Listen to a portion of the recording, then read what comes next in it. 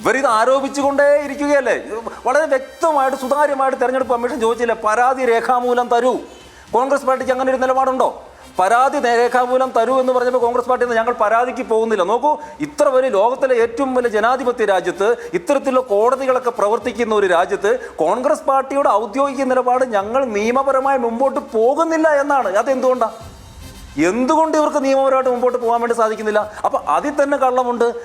നിയമപരമായിട്ട് മുമ്പോട്ട് പോയിട്ടുണ്ടെങ്കിൽ, ഈ രാജ്യത്തെ കോടതികളെ സമീപിച്ചിട്ടുണ്ടെങ്കിൽ, മഹാരാഷ്ട്രയിൽ സംഭവിച്ചതുപോലെ ഞങ്ങളുടെ സമയം മെനക്കെടുത്താതെ നിങ്ങൾ പോകൂ, അല്ലെങ്കിൽ ചൈനയുടെ കാര്യം പറഞ്ഞതുപോലെ നിങ്ങളൊരു ഇന്ത്യക്കാരനാണോ എന്നുള്ള ചോദ്യമൊക്കെ ഒരുപക്ഷെ രാഹുൽ ഗാന്ധിയും ഈ കോൺഗ്രസ് പാർട്ടിയും നേരിട്ടേക്കാം എന്നുള്ളത് കൊണ്ടാണെന്ന്.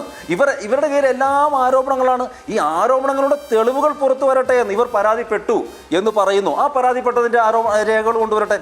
ഇത് വളരെ എളുപ്പമല്ല. ഈ സോഷ്യൽ മീഡിയയുടെ കാലത്ത്, നിങ്ങളെപ്പോലെ ഇത്രയും മാധ്യമങ്ങളുള്ള കാലത്ത് ഇതെല്ലാം ഇവർ നമുക്ക് മുമ്പിൽ വയ്ക്കട്ടെ എന്നേ.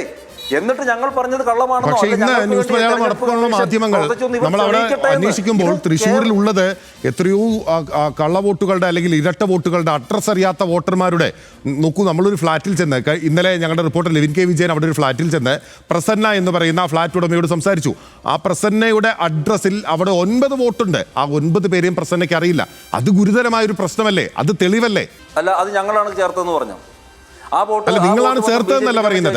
ആ പ്രോസസ്സിൽ കള്ളത്തരമുണ്ട് എന്നുള്ളതാണ്. BJP ആണ് ചേർത്തതെന്നുള്ളതിന് തെളിവില്ല.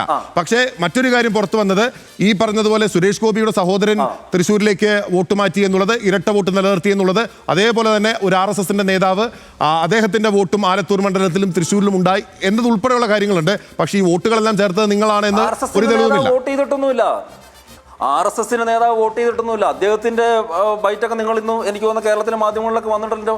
അദ്ദേഹം വോട്ട് ചെയ്തിട്ടൊന്നുമില്ല. നോക്കൂ, ഇത് കേരളത്തിൽ എത്രയോ നാളുകൾക്ക് മുമ്പ് തീർന്നു പോയിട്ടുള്ള ഒരു തെരഞ്ഞെടുപ്പാണ്. അപ്പോൾ വീണ്ടും ആദ്യമുണ്ടാകാത്ത തരത്തിലുള്ള ആരോപണങ്ങൾ. അതാണ് ഞാൻ പറഞ്ഞത്.